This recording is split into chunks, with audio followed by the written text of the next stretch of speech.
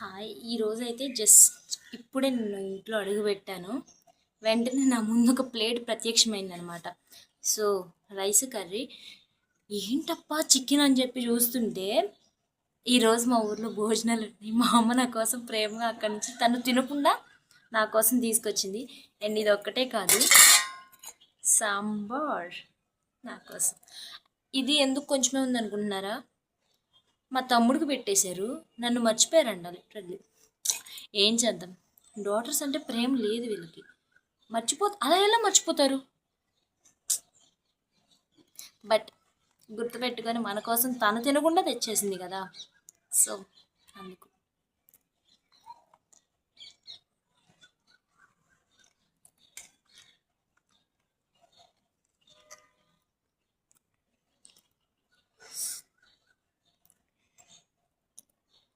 So మీ అందరికీ మా అమ్మని చూపించాలా?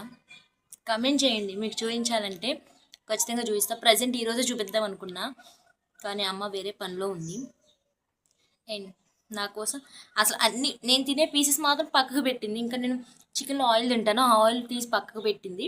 మిగతాది మా తమ్ముడికి వేసేసింది. ఫస్ట్ తమ్ముడు, తర్వాత నేను గుర్తొచ్చే వాళ్ళకి. అండ్ చికెన్ అయితే బాగుంది.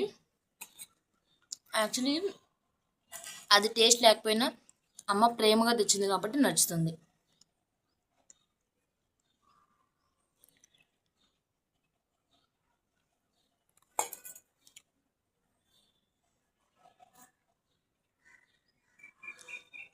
యాక్చువల్లీ నేను ఎప్పుడైనా భోజనాలకు వెళ్తే ఎక్కువ సాంబారే తింటా, కర్రీస్ తినను అనమాట. కర్రీస్ అసలు మ్యాక్సిమం ముట్టను, ఎందుకంటే అవి తినేలోపు నాకు టైం అయిపోతుంది అందుకు.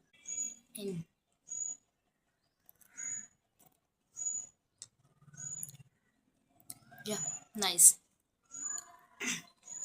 మీ మమ్మీ కూడా ఇంతేనా?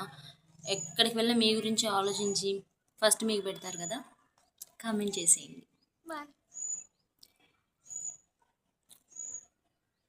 ముందే అడిగా, అమ్మని చూపించాలా వద్దా? కామెంట్ చేయండి. బాయ్.